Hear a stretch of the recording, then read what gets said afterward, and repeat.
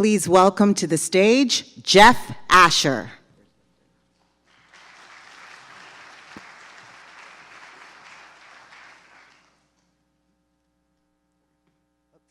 Good morning. My name is Jeff Asher. I'm a crime analyst based in New Orleans, and I'm here to talk about crime data. And by law, I'm required to start my discussion with a discussion of baseball. So I want you all to imagine you're a fan of the Washington Nationals. And this is easy for me because I am a fan of the Washington Nationals. And I want you to evaluate the team's current performance just based on the information that's currently on stage.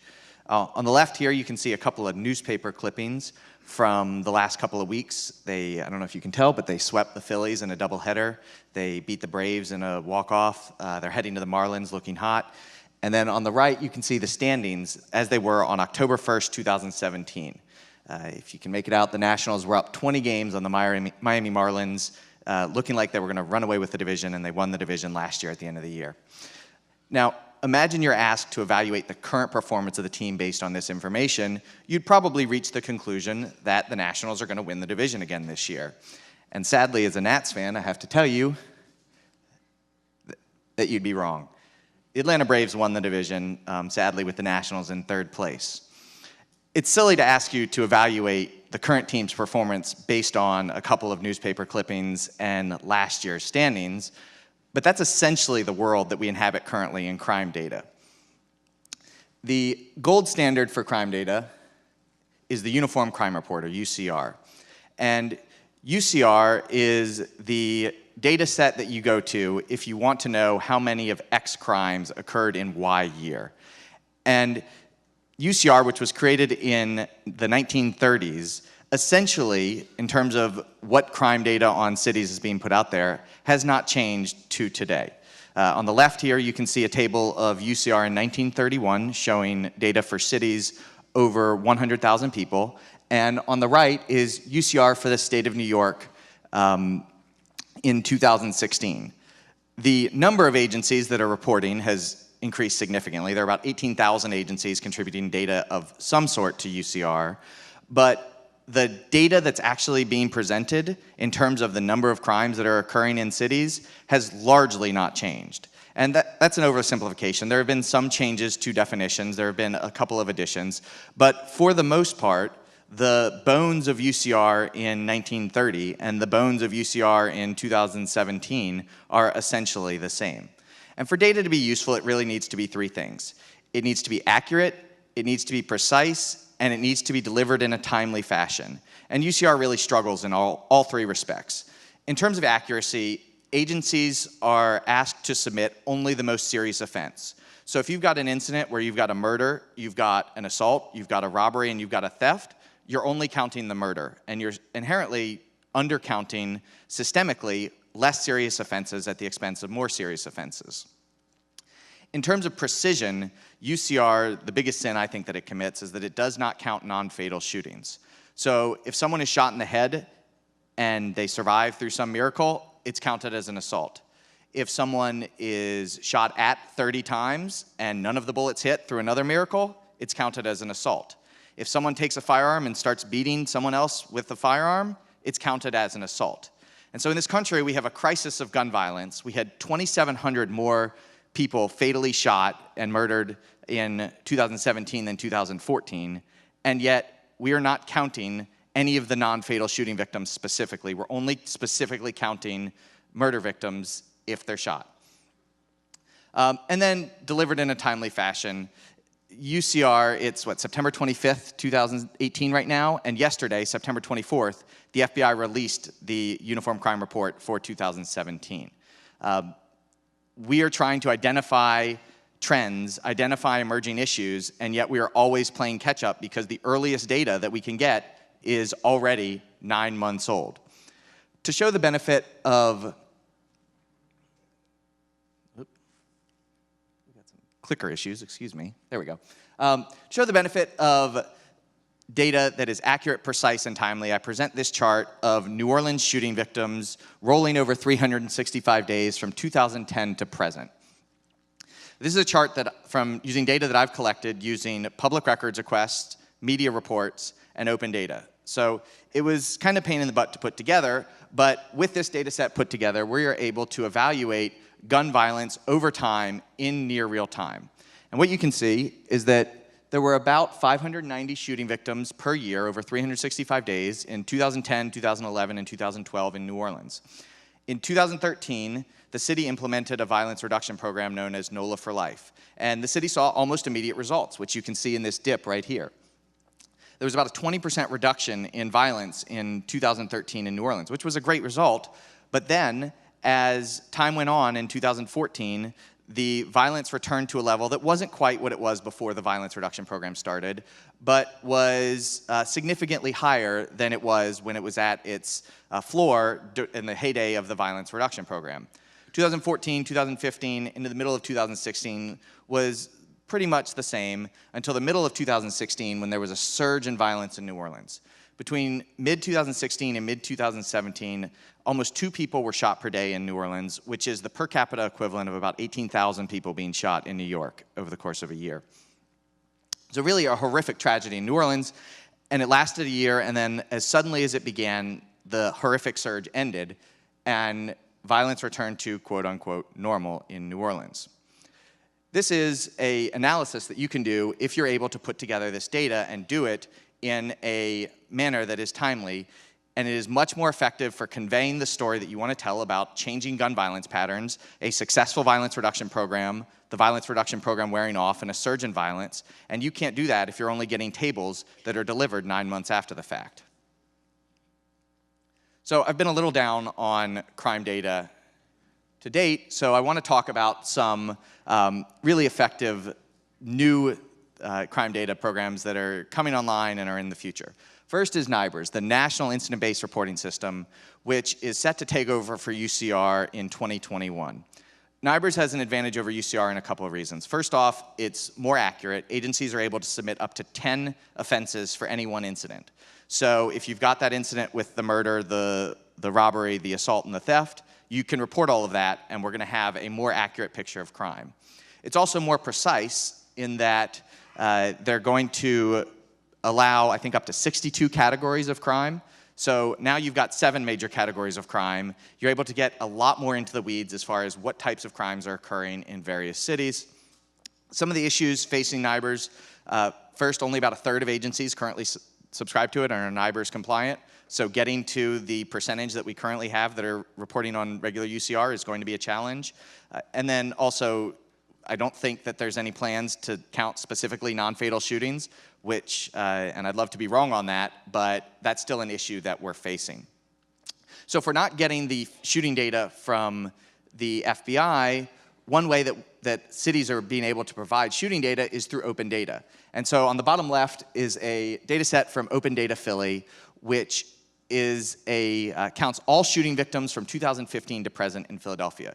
It's a wonderful data set in that it presents everything on every shooting victim in terms of the date, the time they were shot, the geographic location, the physical location on the body, the age, the gender, the race of the victim, all sorts of information. So rather than requiring citizens to go and figure out and submit media requests and submit public records requests and build their own data sets, anybody with Excel and an internet connection can go online and can download this data set, and it makes it possible for the average citizen to evaluate crime in their city and to evaluate violence and to identify trends of concern.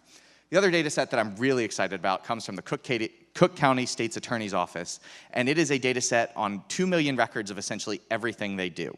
So everyone that's charged, who they are in terms of age, race, gender, what they're being charged with, what the sentencing is, how that sentencing was reached. Was it a pled guilty? Was it a found guilty by jury? Was it found not guilty? Was the charges dismissed?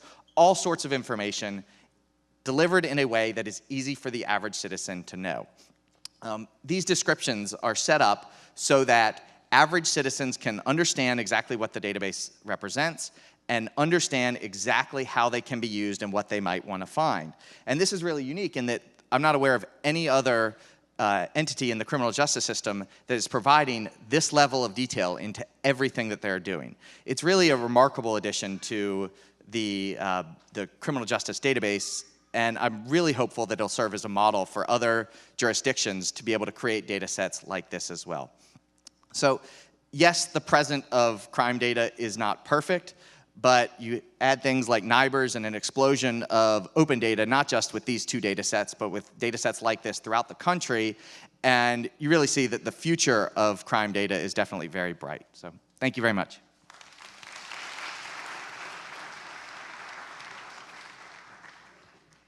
Thanks, Jeff. I want to introduce you all to an incredibly special person. This is Devon Simmons. Devon How you doing? is an alum of John Jay College. And you've all heard a lot about the school to prison pipeline over the past few years. Devon has an experience with the reverse, which is the prison to college pipeline. But before we get into that, Devon, tell us a little bit more about your story, about your background, and how you got into this particular program. Yeah, well, so my academic journey started with a lie. My mother lied to the Board of Education when I was a kid and said that we reside downtown where she worked as opposed to uptown in Harlem in District 4. So I was allowed to go to public school in District 2 as opposed to District 4. So that kind of exposed me to a different quality of education at a young age. So I used to leave my community every day and go downtown, and it exposed me to a different world. So I knew the importance of education even as a young person. Unfortunately, coming back uptown where things weren't as stable as the academic settings that I was in led me to get into some trouble, and ultimately 3 weeks before I graduated from high school, I got arrested and was sentenced to 18 years. So while you were in prison, how were you able to further your education? How were you able to continue on that path of learning and higher education especially? So my first year upstate, I had got my GED in 2000, but unfortunately, due to the Violent Crime Act bill, there weren't too many higher education programs going on inside of New York State prisons. So for about 12 years, I just ran around the prison yard idle, doing menial labor. But unfortunately, in 2012, I was transferred to Otisville Correctional Facility where they had started the prison to college pipeline. And I remained in the program for 2.5 years until my release in the 2014. So tell us a little bit about that prison to college pipeline. What was it like while you were also incarcerated? What kind of classwork did you do? And then how were you able to translate that when you were eventually released? Well, the program inside is a little bit different than going to school out here because we don't have access to technology. So it was old school learning, right? We had textbooks and encyclopedias, and we were really engaged. Wait, we don't want anybody to raise their hands of who knows what that old school is, but I think, yeah. Yeah, so our classroom setting was small, and our professors really were able to come in and engage us academically, and we took that and ran with it. Upon my release, I enrolled into school immediately. So you were released, and were you able to continue your education while you were out as well? Yes. So immediately upon my release, I enrolled at Hostos Community College, and my first semester was a little difficult because I didn't know how to use technology, and I didn't want to reveal to everyone in the classroom that I'm formerly incarcerated. So I had to kind of like be in the background as opposed to showcasing my academic intelligence. You know, it would have been embarrassing for me to raise my hand in the classroom in 2015 and say, "What is Google Chrome?" Like that would have been embarrassing. Yeah. But and then to add the pressures of being on parole, I was really in a hard place. But I knew that I had to set the bar high for the brothers and sisters that would be coming behind me so that, you know, these academic institutions can get some cultural competency on how to deal with individuals upon their release.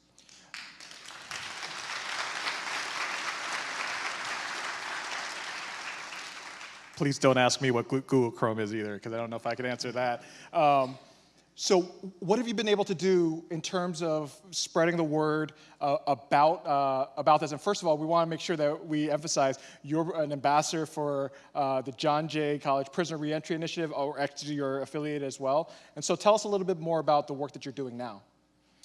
Well, now I've had the privilege of traveling around the world advocating the importance to educational opportunities for individuals that's incarcerated because, you know, if you're going to put somebody in prison and they did wrong, you got to teach them right from wrong. So as opposed to just leaving individuals inside and being punitive, we got to think about the ways in which people are impacted by this upon their release. So if we're able to provide educational opportunities for people while they're incarcerated, ultimately they could come home and enter the job field. I remember President Obama said something about 2 years ago that by 2020, 60% of the jobs in the work field will require some form of higher education. So if you're not allowing individuals incarcerated to have access to higher education, ultimately upon their release, they're going to fail. So for the rest of this conference, could you just kind of give us just a word on the importance of higher education, not only in how it's manifested in your life, but also kind of the other opportunities that it would allow for people who are formerly incarcerated as well?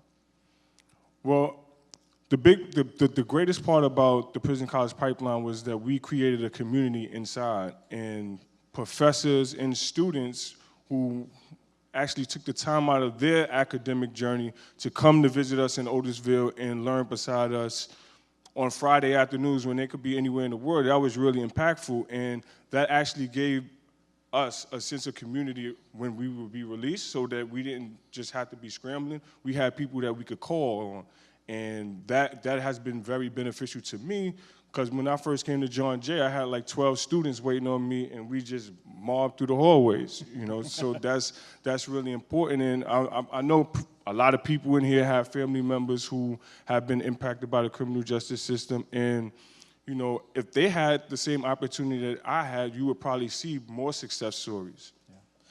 Yeah, yeah, please. So if you want to learn more about the prison to college pipeline, please make sure you stop and talk to Devon during the rest of the conference. Let's give Devon a round of applause. Thanks, Devon. I want to bring out two people that you may know, friends. Well, I'll consider one of them a friend, Vivian Nixon. Vivian Nixon, you all know, College and Community Fellowship. The other one, we're not so sure that we can call friends. This is Darrell Atkinson. You all know Daryl. Family might be better, Ed. We're family. We're like brothers. We're like twins. You can tell we're twins. So I am pleased to welcome both of these amazing people to the stage. And Daryl and Vivian have made me memorize an acronym. FICPFM. Did I get that right? Yeah. FICPFM. And I still need to know what FICPFM, I got to get all the words connected with it, but FICPFM is something that you all are steering committee board members of.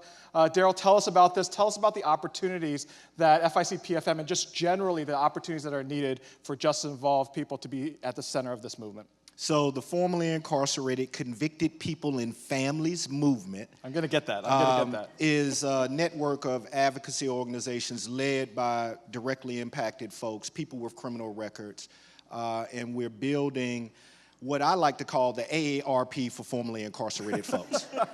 And when you think of what the AARP is, right, that's a strong, powerful, membership-based organization that can levy influence on things that affect their membership. And that's what we're similarly trying to build.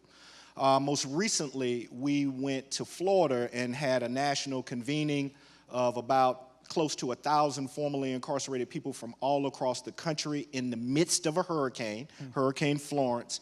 And I want to, give special wishes and prayers to my folks in North Carolina who are still struggling after that storm. But we went to Florida because Florida currently has on their ballot an initiative that will restore the voting rights to over 1 million Floridians, right? And so we go to Florida. We go to Florida to continue to catalyze the momentum around Amendment 4. And during that time, we had a field day, a canvassing day. We touched 1,500 voters, door knocked on 1,500 doors, text another 70,000 voters, phone bank with another 10,000, got 700 commitments from the folks that people came in contact with. Those 700 said they're going to go get 10 more people to socialize on the importance of restoring the voting rights to people with records. And it's doing really, really well. And we touch 80,000 folks in 3 hours. Wow. And that shows the power of the leadership of directly impacted folks. And we're encouraged because we flip Florida, we change presidential politics for perpetuity.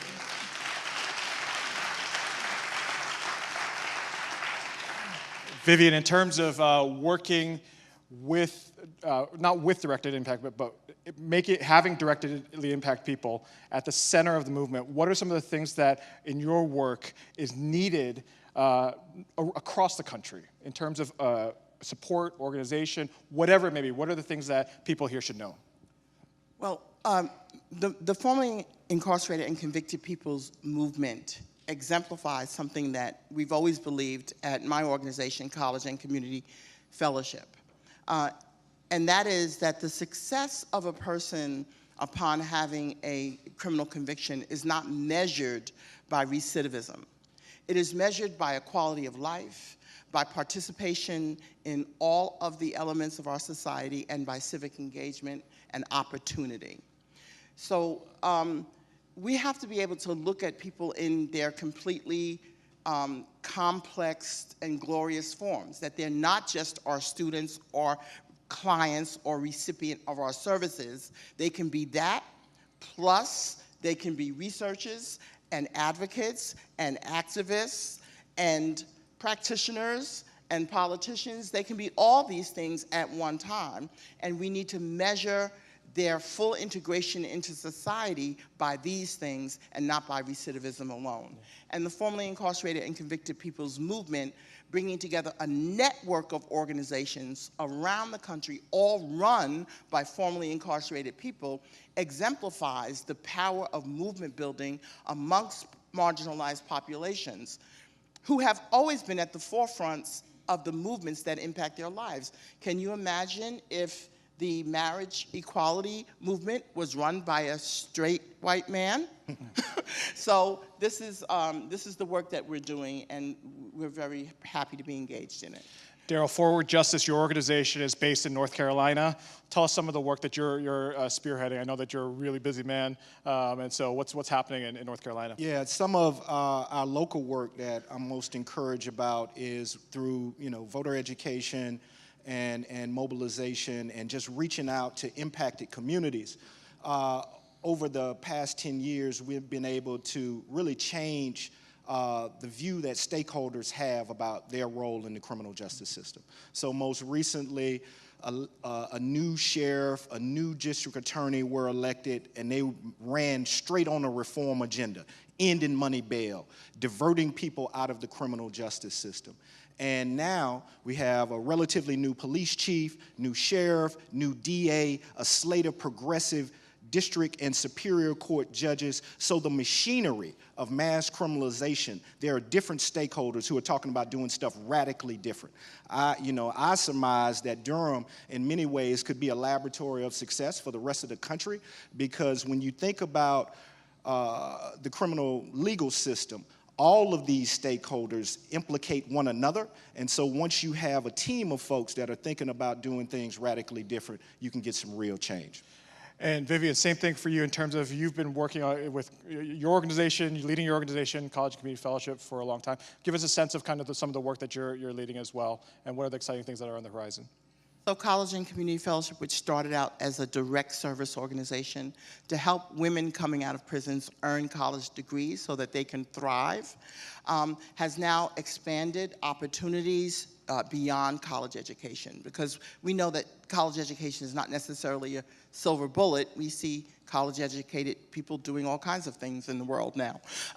So we're connecting that education to opportunity to have a voice in our political environment, opportunity to make changes in communities that are marginalized and under-resourced, and also opportunities to build careers that lead to financial security for their families. You know, we use proven techniques. We use trauma-informed delivery services. We use asset-based community development, motivational interviewing. In other words, we don't have a set program for women who come into our program that this is what everybody does. We interview in a motivational style to pull out of our students what they want for their futures, and then we use financial literacy as a tool to seal in all of that education, all of that support, so that it leads to future success generation after generation. So as you can tell, and if those of you who know Vivian and Daryl, you already know that they're incredible leaders, incredibly intelligent, smart, just really gets it. And I want to put a couple, we're here to actually make an announcement, and an announcement that we're adding a couple other titles to their long CV as book editors. And one name that you have on here, we're unfortunately missing because last minute emergency, is Diane Wachtel with the New Press. And if you don't know the New Press, it's a publishing company. They do social justice publishing work. Michelle Alexander's book was published out of the New Press. And so we're excited to announce a forthcoming book that has yet to be written, that will be edited by both Daryl and Vivian. And if I can get my clicker to work, which it's called What We Know. It's justice-involved individuals describe how to fix the criminal justice system. And it's a book of 20 essays, up to 20 essays, written by formerly or currently incarcerated people on policy issues that derive from their own lives and their own lived experiences. And we at the Center for American Progress, along with New Press, are happy and excited to partner with FICPFM and with Daryl and Vivian as editors. The book is, right now, the solicitation for the RFS, I can't get my acronyms all mixed up here. The request for essays will open October 1st, and entries can be submitted through the beginning of January. And if you need more information on this, you can visit smartoncrime.us, and or you could email smartoncrime@americanprogress.org. We want to get this word out to everybody, so please spread the word to all of your networks. Just as a last word for both of you, what is a book like this? Why are you involved in this? What does this mean in terms of the movement as well? It means that some of my hard work while we were at DOJ actually rubbed off and worked on you, Ed Chung. No, I want to give Cap. Wait, hold on. No. Seriously, I want to give Cap a special shout out, right? Because they would be seen as a policy shop, but using this as an opportunity to center the people who are most directly impacted, to get their policy ideas on the solutions that they actually need. I want to commend you all in your leadership in doing that. So my hard work did pay off. But what it means is that the very folks who've gone through the system, who know what they need, get to propound those solutions, and it gets memorialized in a book that Vivian and I have the privilege to provide some input and guidance on. Yeah, for me, it means that what has already been happening for decades around criminal justice is being formalized in written form. It's being codified. Many ideas that we have seen over the years have come from conversations with formerly incarcerated people who just freely give it away in many, many different spaces, and then find themselves hearing themselves all over the place. Well, we want to give credit to where those ideas come from. They come from multiple sources, but they also come from the most directly impacted people, and we want to seal that in writing. I want to end off by saying that I'm not hard-headed like Daryl makes me out to be, but we want to thank these two for their leadership and for this opportunity also to partner with them on this incredible venture. Please get the word out. I want to thank you all for that. Thank you, Ed. Absolutely.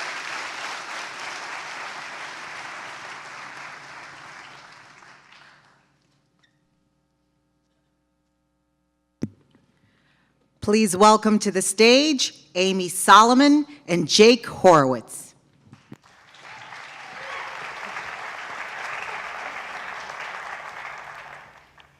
mass incarceration has garnered the attention of almost everyone in this room, and rightfully so.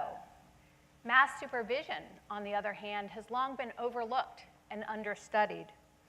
In fact, it's an under-the-radar linchpin of criminal justice reform, and yet the status quo in many places has really cut against this potential. Importantly, there's an emerging consensus, which is led by practitioner voices, about how to make community supervision more effective and more fair. And some jurisdictions are making good progress here, but it should be a priority for all of us on the right and the left, for researchers, for reformers, for mayors, governors, and for agency leaders. And that's why this morning we're announcing a partnership between Pew and the Arnold Foundation to help transform probation and parole and shift the focus from punishing failure to promoting success. And today, we're releasing a report on the most pressing problems in community supervision, as well as some promising solutions. Here are some highlights. So to start, the growth in probation and parole supervision over the last 40 years is just staggering. And you can see here that probation and parole have huge reach. 1 in 55 US adults is under supervision on any given day, and that's 4.5 million people, or twice the number who are in prison and in jail. And there's a lot of variation in terms of who's impacted. For example, men are 3.5 times as likely as women to be under supervision, but the number of women has nearly doubled since 1990 to more than 1 million today.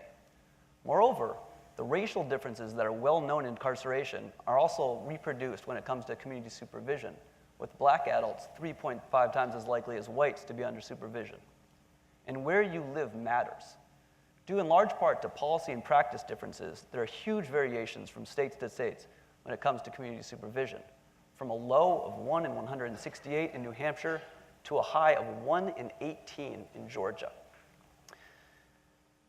And this may surprise some of you, but 3/4 of those under supervision were convicted of a nonviolent crime. And when it comes to probationers, more than 4 in 10 were convicted of a misdemeanor. The bottom line here is that we may well be over-supervising too many low-risk individuals, where the research indicates you can produce more harm than good. So even so, some might think that the fact that supervision is so widely used is a good thing. After all, probation and parole are largely considered alternatives to incarceration. And rightly, it's true that roughly half of people exiting supervision do complete their terms successfully. But here's the thing, even a modest failure on a massive population means a big pipeline to prison. So putting some numbers out there, about half of the supervision exits, the 2.5 million supervision exits, are successful, but a significant share are unsuccessful. And a sizable share of those, these orange wedges, are actually revoked to prison and parole each year. So all told, it's 350,000 people who are revoked to prison and jail from supervision every year. And often, these are for technical crimes. They're not for new crimes, they're for technical violations of the conditions of supervision. And as a result, revocations are a major driver of prison admissions in many states. And in some cases, they're the dominant source of admissions, and you can see some of that here. And so what was intended as an alternative to incarceration has often become a feeder system. But we can do better. And in fact, many states are doing better.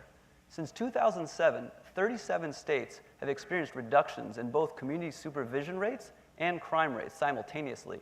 And in states like South Carolina and Texas, these rates have dropped by 20% or more. In many states, these reductions have followed the adoption of evidence-based practices as well as statutory reforms, indicating that policy reforms can serve to both shrink the population and focus supervision and treatment resources on the needs of higher-risk individuals. For example, Missouri adopted an earned compliance credit policy that incentivizes good conduct through shortened supervision terms. And the results included an 18% reduction on the total supervised population, a 15% reduction in caseloads, and a substantial reduction in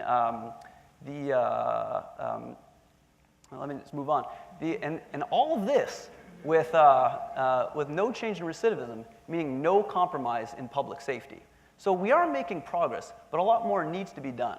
And so that's why Pew and the Arnold Foundation are working together to move the community supervision system forward. So here's a couple things that we have in the works. We've already formed a national advisory committee to help develop a set of model policies that will strengthen community supervision and provide a better public safety return.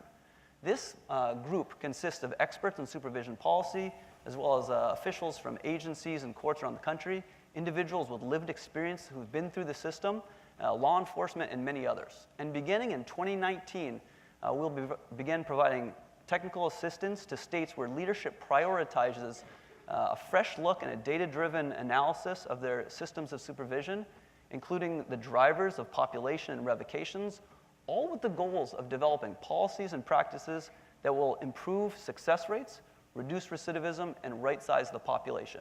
And in both of these efforts, we're closely integrating our work with the Arnold Foundation. That's right. We're working closely with Pew to try and learn as much as we can along the way to inform the next generation of policy development. So we have already funded a research partner to work on the policy model framework that Jake talked about to make sure it's as evidence-based as possible. We are funding evaluation of some of the reforms that are already going on around states, around the country. And we've also commissioned a 50-state snapshot of probation and parole revocations to prison, and that should be released this spring. And today we're going to announce a national challenge to reduce revocations. So here we're going to work with a research intermediary to support action research teams in 10 jurisdictions that will work to analyze and address the drivers, the underlying drivers of revocation. And this project really tries to get at two kinds of failure. First is missed opportunities for crime prevention. And the second are technical violations, which we think could be better addressed in the community. We are also putting out a broad call for proposals to spark new research and policy innovation that promotes success and improves outcomes for individuals and communities, states, and counties. And there are really 4 pillars of work to this. The first is advancing and evaluating state reforms. The second is reducing revocations, all the while protecting public safety.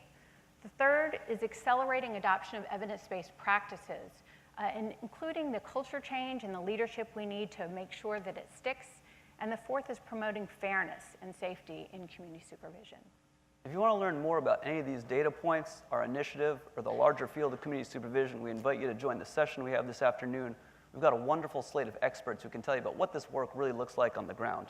More importantly, we look forward to working with the experts and leaders in the field from this room and leaders across the nation as we help move probation and parole from overlooked and understudied to prioritized and reformed. Thank you.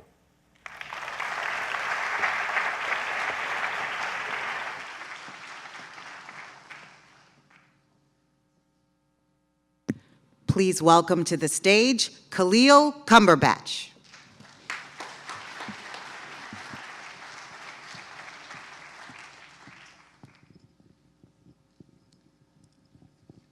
How's everyone doing? I know it's raining. How's everyone doing? All right, awesome. Mass incarceration doesn't operate in a bubble. I don't think that that's surprising to anyone in this audience.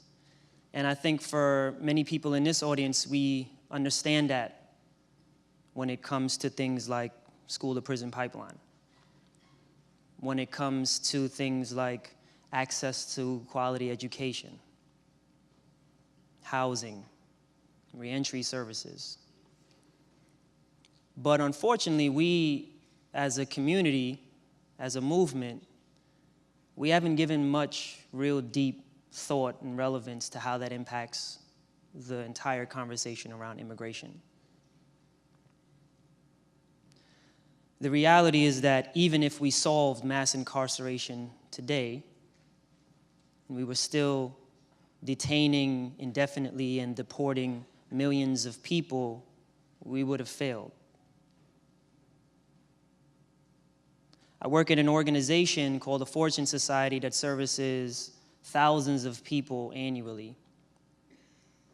And we try our best to provide them with the services that they need to help them re-enter. But many people who do not have citizenship status are never given that opportunity to re-enter. no matter what they've done in prison, no matter how many degrees they've obtained, no matter how many groups they've facilitated, no matter how many people's lives they've changed, because they are not a citizen of this country, they're not given that opportunity. I think that our language around mass incarceration has changed. I think that we understand that when we talk about people in the system, we need to acknowledge that they're people. When we talk about people returning from prison, we need to acknowledge that they're people. But there are many criminal justice advocates who still use damaging language when it comes to immigration, sometimes with the best of intent. Someone who is a non-citizen can't be a returning citizen. That is a term that has the best of intention, and I understand that. But if we are truly going to link these systems and truly acknowledge the underbelly of both of them, which is oppression and the need to oppress, then we have to acknowledge that sometimes we too perpetuate that oppression by the language that we use when we refer to people who are non-citizens. I myself served not only 6.5 years in the New York State prison system for committing a robbery, but I also served 5.5 months in immigration detention almost 4 years after I left state prison, when I was 1 week away from a master's, when I had 2 young children at home, was married, and doing everything that I could have imagined that was required of me by the system, and more. And 4 years later, Immigration Customs Enforcement came to my home and arrested me, simply because of a criminal conviction that at that point was more than a decade old. I stand here in front of you today because there were people who fought for me,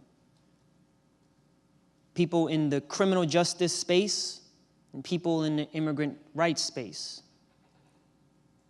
And one of the many shocking parts of working together was realizing how little they knew about each other's fight. People on the criminal justice side were saying, well, can't he just get bailed out? Can't we just ask for him to be released to an alternatives to detention program? And people in the immigrants' rights space were saying it's just not like that. He has an aggravated felony. My case is undoubtedly an anomaly. Everyone is not going to have access to the level of resources that I had access to. Everyone is not going to have access to advocates and activists and organizers, people who are used to fighting in the face of oppression and just did what they normally do when they see it, which is to advocate and to activate and to organize. If we are truly going to reach a point where the chapter of mass incarceration is truly closed, then we have to understand that it doesn't operate in a bubble. We have to find more ways to collaborate, because wins for a criminal justice space may not equate to wins when it comes to immigration reform. When we're talking about bail reform, how does that impact people who are not citizens? When we talk about issuing clemencies, how does that impact people who are not citizens? When we talk about sentencing reform, how does that truly impact people who are not citizens? We have to find ways to attend conferences and listen to the best practices that we're finding across the country. I ask by a show of hands, how many people here would identify themselves as an immigrant rights activist? And if we were at a conference that was smart on immigration and we asked the same question, how many people here would identify as criminal justice advocates, I would assume it would be the same amount. The reality is that we have to be undoubtedly smart on crime, but we also have to reach a point where we are smart on oppression. Because one of the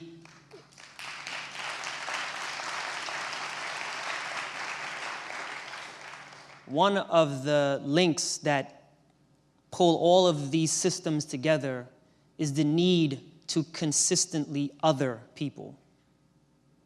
As a country, as this country, we have a really deep history in doing that. We've always had to find a need to other people. 15, 20 years ago, it was people with criminal records. We can other them easily. Now, not so much. The people that we other now are folks who are non-citizens. When you hear the term immigrant, what do you think of? You don't have to answer. I would assume you think of someone of Mexican descent. You would think of someone that maybe is a gang member, because that narrative has been told to us over and over again, when the reality is that most people that are facing long-term detention are not people from the country of Mexico. They're people from islands, the Caribbean nations, who are facing long-term detention and deportation to countries that they no longer consider to be home. One day, this country will look back on this time, and mass incarceration, as we know it, as it exists now, it will end. What comes out of all of our efforts is yet to be written. But one day it will end. In the same way that we look back on other points of this country's history and we ask ourselves, what were people doing? How were they fighting? How were they organizing? How were they pushing back in the face of oppression, odds that seemed insurmountable? I would love for us to be able to say, yes, not only did we fix mass incarceration systemically, not only did we do that, but we also successfully dismantled many other systems of oppression because we united in a way that these systems don't expect us to. I urge us all to undoubtedly be smart on crime. We have to do that. But I would also urge us to not only be smart on oppression, but to be smart on our efforts together, be smart on collaboration, to be smart on humanity, because it's not only about mass incarceration and mass deportations. We're talking about food justice, economic justice, housing justice. You name it, and it's all linked by the ideal to oppress and other people. So I ask you today, how are you being smart on oppression? Thank you.